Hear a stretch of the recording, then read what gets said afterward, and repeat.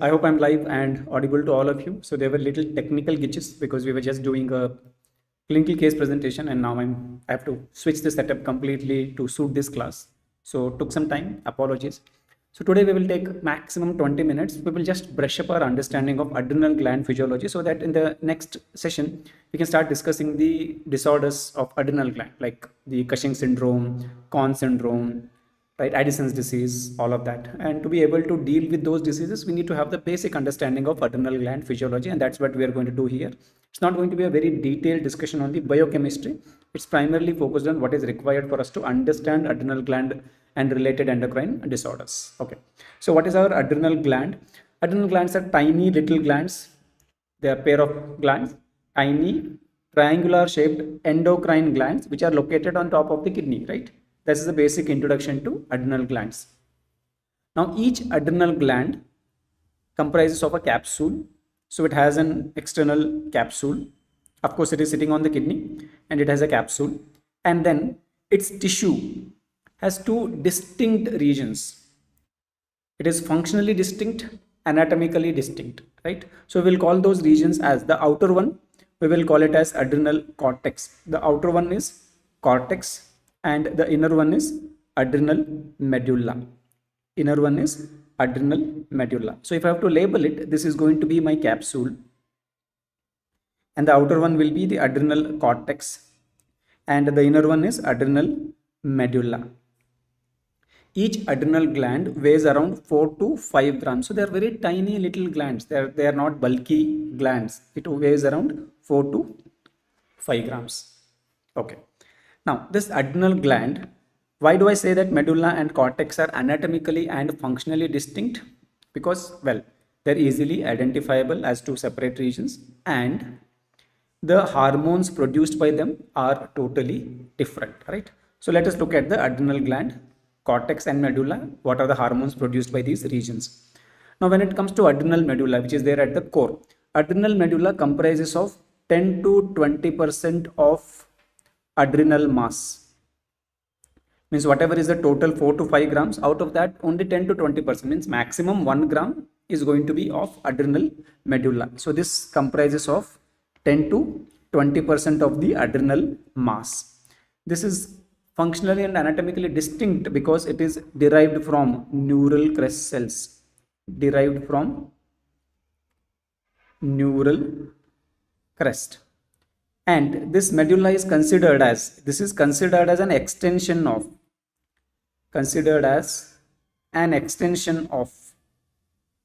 sympathetic nervous system. So primarily whatever sympathetic nervous system does, exactly same thing the medulla also does. Medulla is doing the exact same thing. This is an extension of the sympathetic nervous system. So what are the hormones produced by adrenal medulla? It produces what we call as catecholamines. So basically they are amino acids modified. That's why we're going to call them as catecholamines. What are the catecholamines? We know adrenaline. Adrenaline accounts for the 80% of the release that comes from the medulla. Adrenaline, then noradrenaline. If you want, you can call it as epinephrine, norepinephrine, and a little bit of dopamine as well. So these are our classical catecholamines. The point to remember here is that the 80% of the release that comes from the adrenal medulla is going to be adrenaline. So when is this going to be released? Whenever there is need for the increased activity of the sympathetic nervous system, adrenal medulla will release the catecholamines. Okay. On the other hand, the cortex makes up for the 90% of the mass of the adrenal gland. 80 to 90% of adrenal mass. That means most part of the adrenal gland is going to be cortex. Okay. And what are the hormones produced by it? Cortex itself has 3 distinct regions. Cortex has 3 regions. So if I have to divide the cortex has 3 regions. What are those? Zona, glomerulosa, zona fasciculata, and we have zona reticularis. Among these, the outermost is zona glomerulosa. This is the outermost region, and reticularis is the innermost region. This is the innermost region. So all these regions are concerned with production of different hormones. Okay. So how do I remember these three regions? So if I have to label it here, I will have an outermost region which will be called as glomerulosa. Next, fasciculata, and the innermost is reticularis. Easy to remember, right? You can remember the glomerular filtration rate or GFR. This gland is sitting on the kidney, which is concerned with glomerular filtration, right? So you can remember GFR. From outside to inside, it is GFR. Glomerulosa, fasciculata, reticularis. Now, what are the hormones that these are going to produce? Glomerulosa produces aldosterone. Fasciculata produces cortisol. And the reticularis produces dihydroepiandrostenedione or DHEA, which is an adrenal androgen. It is an androgen. So now look at the functions done by the adrenal gland. Whenever you need to increase the sympathetic nervous system activity, when you need to increase the heart rate, when you need to increase the BP, when you need to cause vasoconstriction, adrenal medulla can release adrenaline, noradrenaline, and dopamine. Okay. Now, whenever you're going through stressful situations, the cortisol can be released to achieve some androgenic function like the mustache, beard, right? We can have DHA coming from the reticularis. And to regulate your potassium and blood pressure, our glomerulosa can produce aldosterone. So now let us look at the functions of the individual hormones. What aldosterone does? What is the function of aldosterone? Aldosterone increases sodium reabsorption at kidney. Function of aldosterone is increased sodium reabsorption. Second, it increases potassium excretion. So whenever aldosterone increases, we reabsorb more sodium and excrete more potassium, right? And aldosterone plays an important role in regulating the blood pressure. Aldosterone, by increasing sodium, it also increases water reabsorption and thus increases the blood pressure. So aldosterone can help us increase BP and excrete potassium, right? Cortisol is a stress responsive hormone. So what all cortisol can do? Cortisol can increase the blood glucose level. It causes gluconeogenesis. Cortisol can suppress the inflammation. So cortisol is primarily a stress responsive hormone. Now what do I mean by that? When body is going through physical stress or some physiological stress, during that period, it helps the body to adapt to that stressful situation. Like if there is stress, that means metabolic rate is going to be very high. So tissues need to burn a lot more glucose. So glucose need to be provided to tissues. So it stimulates the gluconeogenesis. In a stressful situation, unnecessary extra inflammation of the tissues is again going to be a burden on the metabolism. So it can suppress the inflammation. So cortisol can trigger, it can cause gluconeogenesis. It can suppress inflammation. How does it suppress inflammation? It increases anti-inflammatory cytokines. There are a lot of cytokines produced in the body which are against inflammation. For example, lipocortin. Example I'm quoting here is lipocortin. On the other hand, there are also inflammatory cytokines that get decreased by cortisol. So it will decrease inflammatory cytokines.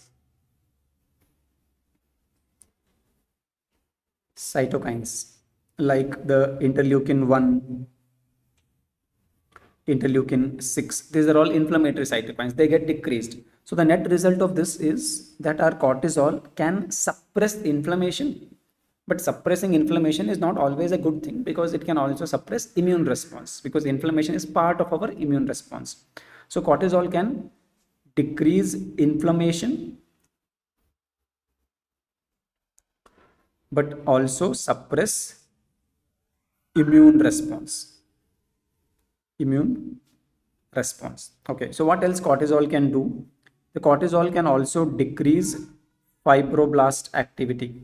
So by decreasing fibroblast activity, it slows down the wound healing. So this can delay the wound healing. So cortisol is a good thing when it happens in acute stressful situations, right? Provides more glucose to the tissues, reduces the inflammation and all. But in the long run, it is harmful, right? Elevated cortisol beyond physiological range in the long run, what we call as Cushing syndrome, we can see that they have poor wound healing, they have immunosuppression, they are prone for repeated infections, and they are prone to develop the diabetes because of this gluconeogenesis, right? Okay, so that is cortisol. Then what the dihydroepiandrosterone does, it helps in increasing the libido or desire for sex, especially in females, right? Apart from that, it also increases the growth of your beard and mustache or other. It is responsible for some of the secondary sexual characteristics, right? So this is a basic function of the adrenal gland. Now, to understand the adrenal gland disorders, what I particularly need to know, I mainly need to know how these hormones are regulated, how secretion of cortisol is regulated, how secretion of aldosterone is regulated, how secretion of the medullary the catecholamines is regulated. Okay, this is pretty simple. The catecholamines are under the influence of sympathetic nervous system. So as part of sympathetic nervous system, the medulla works. But for regulation of the cortex hormones like cortisol, aldosterone, DHEA, we have regulatory mechanisms.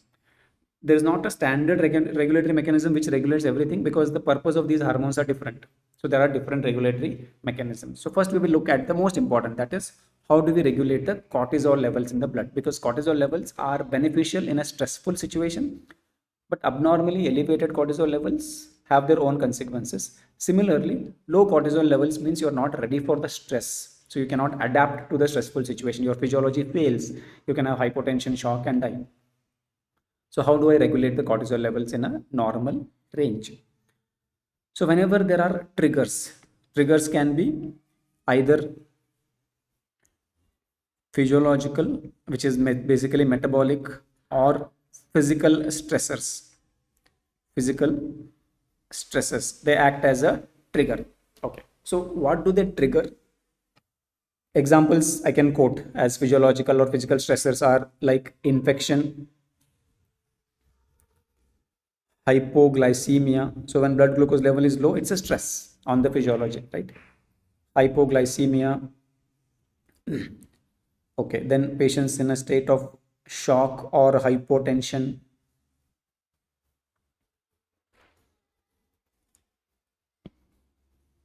Major trauma.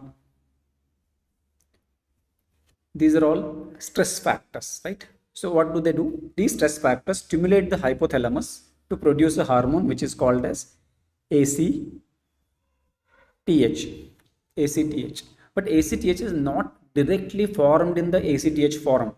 It first gets formed in what we call as a pre-opiomelanocortin, POMC. Now this POMC then gets broken down to form ACTH.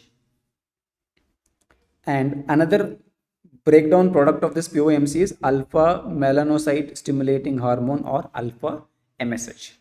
Why am I talking about it? I'll come to that. Okay. Now this ACTH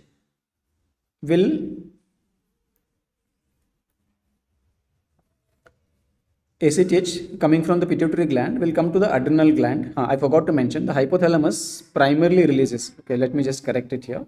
Hypothalamus releases corticotropin releasing hormone which stimulates the pituitary to produce what we call as pro-opiomelanocortin. This is coming from the pituitary. So pituitary is getting stimulated by the CRH to produce this pro-opiomelanocortin, and this pro-opiomelanocortin that we're talking about, this will be split into ACTH and alpha MSH. There's a very important point that we are learning here regarding this. I'll come to that. Now this ACTH will now come and stimulate the adrenal cortex. Particularly which area of the cortex we are talking about? We are talking about the zona fasciculata. Zona fasciculata, which is concerned with the production of cortisol. So this will produce the cortisol. Now, what all this cortisol is going to do? This cortisol can increase the blood pressure. How will it increase the blood pressure? The cortisol stimulates or increases the alpha 1 adrenergic receptors. Means the number of alpha 1 adrenergic receptors increase, or there is upregulation of alpha 1 adrenergic receptors under the influence of cortisol. So that can cause vasoconstriction and that can increase your blood pressure. Second, the cortisol increases the insulin resistance and it causes gluconeogenesis, right? So both put together, there is increased risk of developing hyperglycemia or diabetes mellitus. So that's why whenever we treat someone with steroids are what? Like the corticosteroids that we give, hydrocortisone, prednisolone, methylprednisolone, they're all analogs of cortisol. They're going to do the same job as cortisol. And when we use it for long term, it increases blood glucose level and we can have risk of developing the diabetes as well. Okay. Then inhibition of the fibroblast activity. What is the function of fibroblast? They help in wound repair and connective tissue production, mainly production of collagen and other connective tissue components. So if I have inhibited fibroblast, there can be decreased or poor wound healing. So that's why wound healing is very poor in patients with Cushing syndrome. Wound healing is poor in patients who are being treated with large doses of steroids. Then it suppresses the inflammation. As I have already told you, it decreases inflammatory cytokines, and not just the inflammatory cytokines. Cortisol also decreases the activity of eosinophils. So that's why we use steroids as part of the inhalers in patients with asthma, because there is eosinophilic inflammation. When you give steroids, the inflammation comes down. So it decreases inflammatory cytokines, decreases the eosinophils, and then it also inhibits the bone formation, and that's why it is associated with increased risk of osteoporosis. So when we prescribe someone steroids for a long period of time, there is increased risk of osteoporosis and avascular necrosis, especially of the hip bones. The reason? Because steroids inhibit the new bone formation. How? Because they are inhibiting the osteoblastic activity, not just the fibroblastic activity. So they inhibit osteoblast as well as fibroblast. Okay. So earlier I told you that I have something to talk about the alpha MSH. So before that, let me summarize. So whenever we are going through a stressful situation, hypothalamus senses it and produces corticotropin releasing hormone. This corticotropin releasing hormone stimulates the pituitary, mainly which pituitary? The anterior pituitary, to produce a pro-opiomelanocortin, which is a precursor or a pre-hormone for ACTH. This pro-opiomelanocortin gets split to ACTH and alpha MSH. ACTH now goes and stimulates the adrenal cortex to produce cortisol. Now this cortisol can now have a negative feedback on the pituitary gland for the production of the ACTH, and it can also have the negative feedback on the thalamus for the production of CRH, right? Okay. Now what is the function of this alpha MSH? Name says melanocyte stimulating hormone. So this alpha MSH can stimulate the melanocytes and cause hyperpigmentation. It can cause hyperpigmentation. So whenever I create a situation where ACTH production has to increase, it cannot alone increase. I have to increase the pro-opiomelanocortin production. So if pro-opiomelanocortin production increases, then along with ACTH, alpha MSH will also increase. That can lead to hyperpigmentation. So if I have, let us say, a pituitary tumor which produces ACTH, that means it produces POMC. So that means I can have alpha MSH as well. So I can have hyperpigmentation. So excess ACTH can lead to hyperpigmentation because of this alpha MSH as a co-produced molecule. So in what all conditions I can have excess ACTH? Either I have a pituitary tumor which produces ACTH, or what if the cortisol levels are very low for whatever reason, like there is the adrenal gland failure. Adrenal failure is there and cortisol levels are low. In that case, what will happen to the ACTH production? The negative feedback on the pituitary gland is taken away. So ACTH production will increase. So if ACTH production increases, proportionately alpha MSH production increases and we can have hyperpigmentation. So what are the 2 points we have to think of when we think about adrenal gland and hyperpigmentation? hyperpigmentation in adrenal disorders. Hyperpigmentation in adrenal disorders indicates ACTH excess, increase in the ACTH. That can happen in two circumstances. Either there is increased ACTH production because of the pituitary adenoma, right? So there can be a ACTH producing pituitary adenoma, or there is primary adrenal failure where adrenal gland is failed to produce the cortisol. Okay, adrenal gland failed to produce the cortisol, what you call as Addison's disease. In that case, there is loss of negative feedback on the pituitary, so ACTH production increases. So you can also have it in primary adrenal insufficiency. Primary adrenal insufficiency. Why am I talking about this? Because in the MCQ based exam, they give this clue that patient is having hyperpigmentation. What is the likely cause in an adrenal pathology patient? So if it is patient with Cushing syndrome where there is excess cortisol and there is hyperpigmentation, what does it indicate? This excess cortisol is because of an excess ACTH production by the pituitary tumor. So hyperpigmentation in Cushing syndrome points towards the problem at pituitary. And if I have hyperpigmentation in adrenal insufficiency, it points towards the problem in the adrenal gland, because there must be loss of the negative feedback, right? So that's about our cortisol production. Now talking about the diseases, decreased cortisol can happen either because of the adrenal cortex disease, or it can happen because of the decreased production of ACTH by the pituitary gland, or it can happen because of the decreased production of CRH by the hypothalamus. So if I have to label it, I have to call it as, if the problem is in the adrenal gland, it is primary adrenal insufficiency. If the problem is in the pituitary, then it is secondary. And if the problem is in the hypothalamus, then it is tertiary. Similarly, if I have excess cortisol, we call it as Cushing syndrome. If the problem is in the adrenal gland itself is producing too much of cortisol, then it is primary. In that case, ACTH and the CRH production will be suppressed. But if adrenal gland is normal, it is producing more cortisol because of increased ACTH production by the pituitary, then we will call it as secondary. And if pituitary and adrenal are all normal, but pituitary is producing more ACTH because of this excess CRH, and that excess ACTH is causing excess cortisol production, then we will call it as tertiary, right? So we'll put that on a table before we discuss a little bit about the regulation of the aldosterone production as well. So now if I'm talking about cortisol, when it is increased more than physiological range, we will call it as Cushing syndrome. Cushing syndrome. And when it is decreased, we will call it as adrenal insufficiency. We will call it as adrenal insufficiency, or you can simply call it as cortisol insufficiency.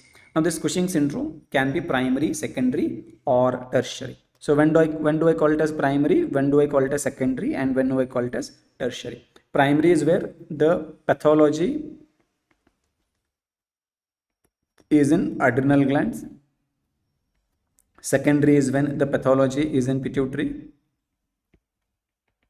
and tertiary is when the pathology is in hypothalamus. Pathology in hypothalamus. Okay. So in case of primary Cushing syndrome, the problem is in the adrenal gland. So adrenal gland is producing high amount of cortisol. So when I look at the cortisol in these patients, the cortisol will be elevated. Cortisol will be increased. But when I look at the ACTH, because high cortisol is coming from the adrenal gland, this excess cortisol will be having a negative feedback on the pituitary gland. So ACTH production will decrease. There will be negative feedback on the hypothalamus, so CRH production will decrease. So here both ACTH will be decreased and the corticotropin releasing hormone will also be decreased. So primary means only one abnormality, right? Only one elevated. That is going to be cortisol. When it comes to secondary, we will have elevation in the two hormones. So in the secondary, pathology is in the pituitary. So that means when I look at the ACTH, pituitary gland is producing excess ACTH. Because of this excess ACTH, adrenaline is responding to it. Pituitary is saying ज़्यादा काम करो, इसलिए adrenal gland ज़्यादा काम कर रहा है. So that's why I will have more cortisol. So the cortisol is going to be increased. But this excess cortisol, in case of a pituitary tumor, this excess cortisol will definitely have a negative feedback on the hypothalamus. So corticotropin releasing hormone will be reduced. This excess cortisol cannot suppress the tumor from producing the ACTH. That's why ACTH is high. In a normal state, pituitary will be suppressed if cortisol increases. But यहाँ पर tumour है तो tumour बात नहीं सुनेगा. It will not respond to excess cortisol. That's why it will remain high. ACTH will be high.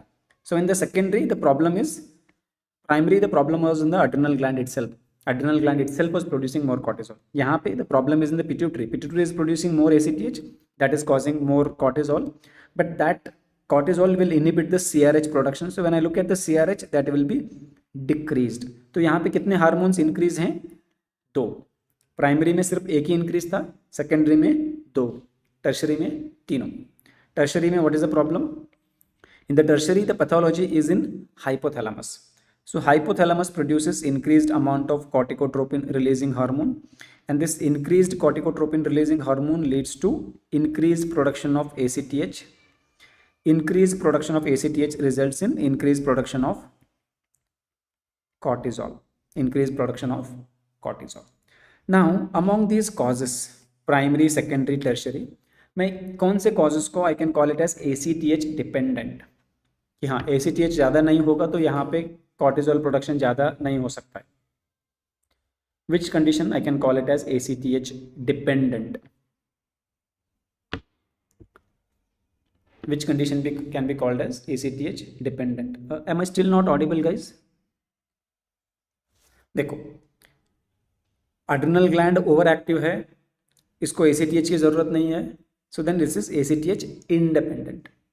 Pituitary gland में ACTH excess production जरूरी है इन केस ऑफ सेकेंडरी में. टर्शरी में भी excess ACTH production is needed. So the secondary and tertiary can be called as ACTH dependent, and जो primary है वो है ACTH इंडिपेंडेंट. इसको ACTH की जरूरत नहीं है. एड्रेनल ग्लैंड में एक ट्यूमर है या हाइपरप्लेसिया है, and that itself is producing too much cortisol. Clear? So now you should tell me, among these, who is likely to present with hyperpigmentation? The primary adrenal gland excess activity or secondary and tertiary causes causing the Cushing syndrome will present with hyperpigmentation. जहाँ पे भी ACTH ज़्यादा है, more the ACTH, more is the alpha MSH production also. More is the alpha MSH production, higher the chance of hyperpigmentation. So these patients of ACTH dependent Cushing's will have a tendency to present with hyperpigmentation. They can have hyperpigmentation. On the other hand, those with ACTH independent, they will not have hyperpigmentation because there is no ACTH excess. They can in fact be hypopigmented. So that's why hyperpigmentation can help us to differentiate between ACTH dependent and ACTH independent on clinical grounds. Okay, so this is about excess cortisol. Now let us look at the decreased cortisol production, or what we call as adrenal insufficiency. So if I'm talking about decreased cortisol production, that is adrenal insufficiency. Adrenal insufficiency also will have primary, secondary and tertiary. Same rule applies. Adrenal insufficiency means decreased cortisol. Decreased cortisol. Now whether this is happening because of, if the primary means pathology is in adrenal gland. Pathology in adrenal gland. Secondary means pathology is in pituitary. In pituitary. and tertiary means pathology is in hypothalamus. Pathology in hypothalamus. So primary में problem क्या है? The cortisol will be low because adrenal gland does not produce sufficient cortisol. It is damaged. The most common cause, if you want to know now itself, the most common cause right now is HIV. Once upon a time, it used to be autoimmune disease in the Western world and tuberculosis in India. Right now, HIV has taken over both autoimmune as well as tuberculosis. So right now, the leading cause for adrenal gland insufficiency or cortisol deficiency is HIV infection. That's the most common cause. HIV directly affects the adrenal gland cells, zona fasciculata, cortisol production comes down. So if the cortisol production comes down, what should happen to ACTH and the CRH? As the cortisol decreases, there is loss of negative feedback. So ACTH increases, CRH increases. So the rule always holds good. Primary में सिर्फ one hormone will be altered. So in the primary adrenal insufficiency, cortisol is low. On the other hand, the other two are increased. ACTH is increased and CRH is also increased because of the loss of negative feedback. The only hormone decreased here will be cortisol. Secondary में pathology कहाँ पे है? Pituitary में. सो यहाँ पे क्या होता है? ACTH production is decrease because the pituitary is dysfunctional. May be it is gone through radiation, trauma और other tumour suppressing it or metastasis to pituitary. ACTH production ability is gone. So in that case, what will happen to the cortisol? Of course, if there is insufficient ACTH, cortisol will also be low.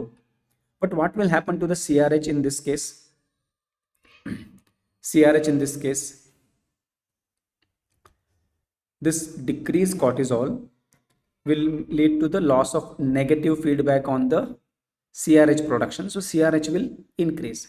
There will be loss of negative feedback on the pituitary gland as well, but ACTH production cannot increase because the problem is in the pituitary gland itself. So only thing that can increase here is CRH. So I will have increased CRH. तो यहाँ पे कितने hormones decrease हैं? 2. Secondary में 2, primary में सिर्फ 1. Now coming to the tertiary, what is the problem in tertiary? Problem is in the hypothalamus. So in tertiary, there is decreased CRH production. And because the hypothalamus is not producing sufficient CRH, the pituitary is not producing sufficient ACTH. And because pituitary is not producing sufficient ACTH, the adrenal gland is not producing sufficient cortisol. So all the three here are decreased. The main problem starts with low CRH. Low CRH results in low ACTH. Low ACTH results in decreased cortisol. So यहाँ पे all the three hormones are decreased. So whenever you are in an examination hall and the examiner is expecting you to decide whether it is primary, secondary or tertiary pathology of endocrine disorders, always think of this. कि हाँ main problem क्या है? What is he asking? Hormone excess या decrease? If he is asking hormone excess, then you should see among the 3 levels of regulation, how many levels are showing increase? Only one showing increase, primary. 2, secondary. 3, tertiary. Same applies to hormone deficiency. If all 3 are low, tertiary, like you see here, all 3 are low, tertiary.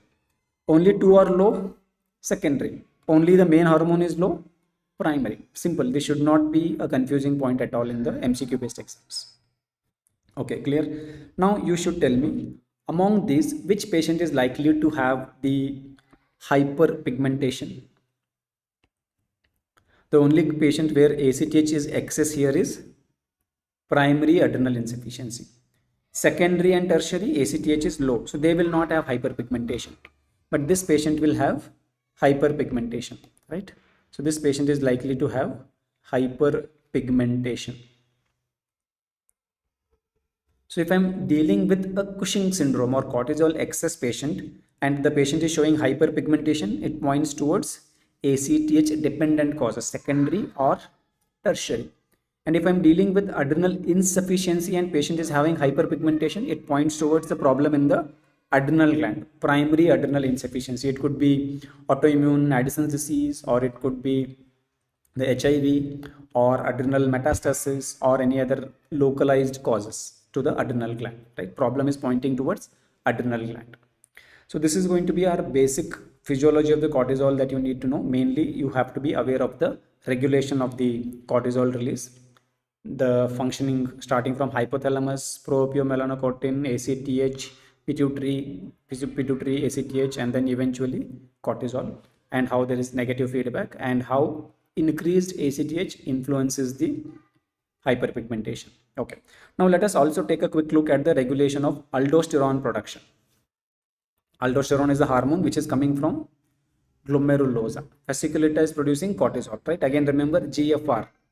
Outermost is glomerulosa, which produces aldosterone. Next is fasciculata, which produces cortisol. The innermost part of the cortex is reticularis, which produces dihydroepiandrosterone, which is an adrenal androgen. Again, if you feel that I get confused, sir, I will make it easy.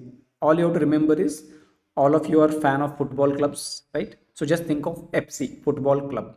So fasciculata for cortisol, that is football club.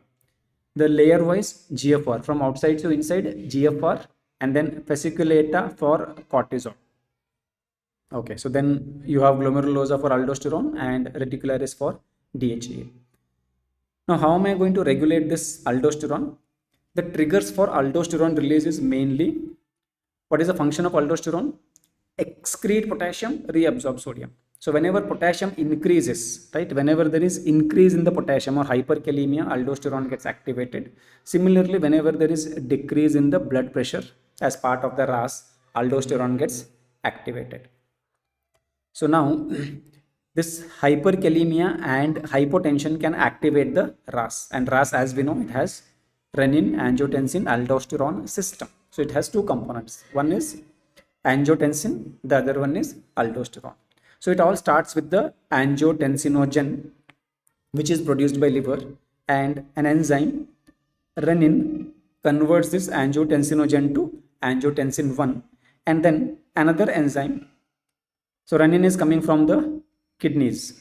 Kidneys are the ones which are producing the renin. Angiotensinogen is a substance produced by the liver, and then an angiotensin converting enzyme, to be more precise, angiotensin converting enzyme variant to ACE2, which is produced by the lungs. That's why when we have sarcoidosis, where there are granulomas of the lungs, there is increase in the serum ACE levels, and we use ACE levels as a marker or one of the clue for the diagnosis of sarcoidosis. Elevated ACE can point towards sarcoidosis, because sarcoidosis affect lungs, and lungs are the ones which are producing ACE. Now this angiotensin converting enzyme converts angiotensin 1 to angiotensin 2. So it starts with liver producing angiotensinogen, renin converting it to angiotensin 1, and then ACE converting it to angiotensin 2. This angiotensin 2 has two types of receptors, angiotensin receptor 1 and receptor 2. So we'll label it as AT2R and AT1R. Both of them have diagonally opposite functions. So what this angiotensin 1 receptor does, it does two things. It stimulates the adrenal gland to produce. Which area of the adrenal gland? Mainly the glomerulosa, the zona glomerulosa, to produce aldosterone. It will produce aldosterone. And second it does is it causes vasoconstriction.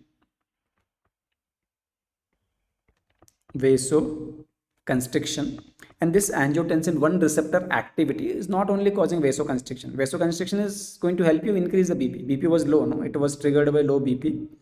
BP was low. If I constrict the blood vessel, BP will increase.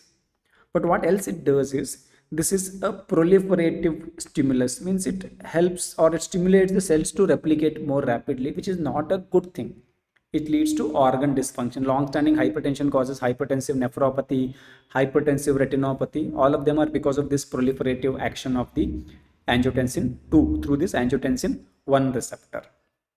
This also stimulates the fibrosis of the affected organs. So that's why whenever we deal with hypertension, we are not only trying to reduce the BP.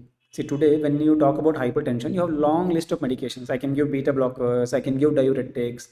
But what do we prefer? We prefer giving ACE inhibitors or ARBs. along with calcium channel blockers. Why AC inhibitors or ARBs are important? Because controlling the BP is not the only objective. The end organ damage that happens because of this hypertension is somewhat related to the angiotensin 1 receptor activity. So if I control BP by some other mechanism, this will still continue. There will be proliferative changes in the tissue, there will be fibrosis of tissue. So I may still end up progressing to develop the nephropathy and retinopathy, vasculopathy that we get in hypertension. So that's why we lean towards using ARBs or AC inhibitors, so that I not only reduce BP, but I also control this. Clear? On the other hand, this angiotensin 2 receptor, if that gets stimulated, it does exactly opposite of what angiotensin 1 receptor does. So it causes vasodilatation. It causes vasodilatation. This has anti-proliferative properties. Anti-proliferative properties. It slows down the cell replication of the end organs, and it has anti-fibrotic action. It reduces the fibroblast activity. So this can cause anti-fibrotic action. So this vasoconstriction, as we know, increases the blood pressure, but this proliferative action and fibrosis in the long run is associated with hypertension mediated organ damage.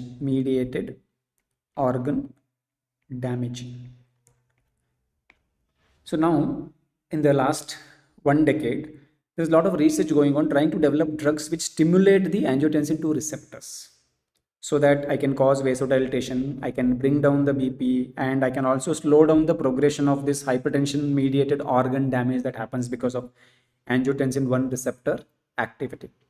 So far we haven't got great drugs in our hand, but in future we may get, right? So that's about angiotensin 2. Now what aldosterone is going to do? This aldosterone will act on the kidney. So acting at the level of the kidney, aldosterone stimulates the kidneys to primarily increase sodium reabsorption, and sodium being an osmotically active substance. Whenever we reabsorb sodium, because it's an osmotically active substance, it will also drag water along with it. So sodium reabsorption will be coupled with water reabsorption. So there is increased sodium and water reabsorption by the kidney. Plus I will increase potassium excretion, not reabsorption, excretion. So I all started with low BP or high potassium. So when aldosterone comes, this high potassium, it will push for excretion and decrease the blood potassium level. BP was low, by reabsorbing sodium and potassium, it will increase the blood pressure, right? So it can help us normalize the BP. Now this RAS is primarily manipulated while treating the hypertension. So if I were to treat hypertension, I can use AC inhibitors so that angiotensin 1 doesn't get converted to angiotensin 2. So if no angiotensin 2, no activation of AT1 receptor, so no vasoconstriction and no other changes, good for us, right? Then also there is decreased production of aldosterone if I have suppressed the angiotensin 2 production. So then there is decreased aldosterone action, so there will be more sodium excretion, more water excretion, and that will result in reduction in the BP, right? Similarly, I can also block the aldosterone activity by using eplerenone or spironolactone. We call them as mineralocorticoid receptor antagonist. So if I block aldosterone activity, then sodium reabsorption and water reabsorption is blocked. So I lose more sodium in urine, I lose more water in urine, blood pressure can come down, right? Blood pressure can come down. So this indirectly again helps us increase the blood pressure. Clear? So this is the regulation of our aldosterone production. Now you may think that sodium also is influenced by the aldosterone. Well, it does, but not the main regulator. Let us say that my sodium level decreased. Aldosterone can excrete the sodium more. By suppressing aldosterone, I can excrete sodium more and I can balance it. But instead, what body chooses to do is, to regulate sodium, I will use ADH. Because sodium concentration is dependent on water levels in the body. If there is fixed amount of sodium and water increases, now there is dilution of the sodium. Water decreases, there is concentration of the sodium. So body chooses to regulate the sodium values by regulating the water level so that the concentration is maintained. And for that, we use a hormone called as ADH. Aldosterone plays less important role in the sodium homeostasis. It plays more important role in the potassium. So next time when you think of aldosterone, what should come to your mind? BP and potassium. Hypotension and hyperkalemia stimulate the aldosterone production, and vice versa is true. Hypertension and hypokalemia are supposed to suppress the aldosterone production. Clear? So this is about the basic physiology of our adrenal gland.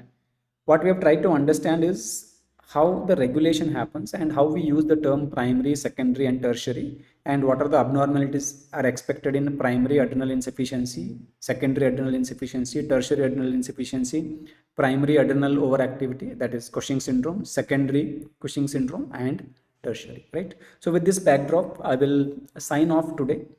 In the next class, we will start talking about the Cushing syndrome. After the Cushing syndrome, we will go to adrenal insufficiency, and then we will get into the adrenal medulla with the pheochromocytoma and other medullary disorders, right? So that's it from me today. I'll sign off now. I'll see you in the next class. Till then, have a good time. I'll see you soon. Bye.